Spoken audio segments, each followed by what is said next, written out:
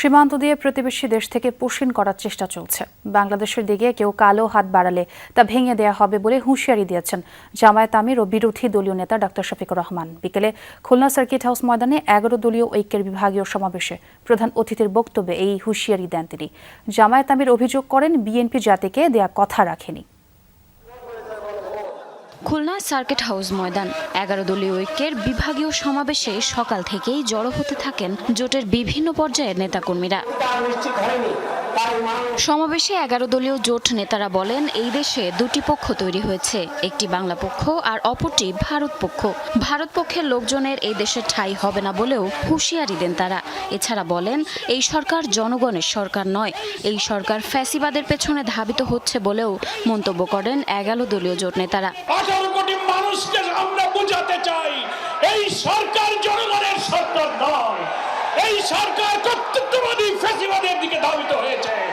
এখান থেকে লাগাম টেনে আমাদের গণভোটের রায়কে কার্যকর করতে বাধ্য করতে হবে। আমরা বিএনপি ভাইদেরকে বলবো, বাংলাদেশে দুইটা পক্ষ, একটা হলো বাংলা পক্ষ আর একটা হলো ভারত পক্ষ। আপনারা যদি ভারত পক্ষে গিয়ে থাকেন, বাংলা পক্ষের সাথে আপনাদের কঠিন লড়াই হবে। সমাবেশে প্রধান অতিথি হিসেবে যোগ দেন আমির ডাক্তার শফিকুর রহমান।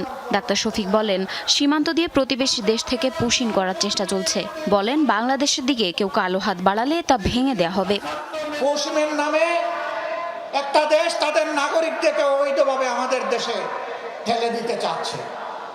আমাদের মুষ্টিমেয় বিজিবি সদস্য সীমান্তে যখন দাঁড়িয়ে গেছে, জনগণ তখন তাদের ডান হাতে পরিণত হয়েছে।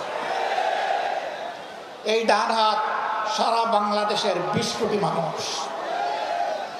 অতএব আমরা চাই না আমাদের কোনো প্রতিবেশীর ঘুম এবং শান্তি কেড়ে নিতে।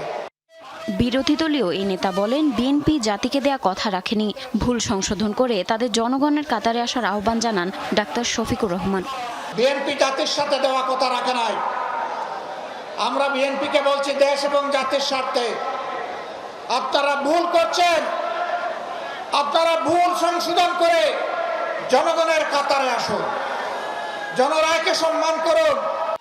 শোষণ, দুর্নীতি ও দলীয় প্রভাবমুক্ত মানবিক দেশ গড়তে যুব সমাজের প্রতি আহ্বান জানান বিরোধী দলীয় নেতা। জারিন অর্নি, যমুনা নিউজ।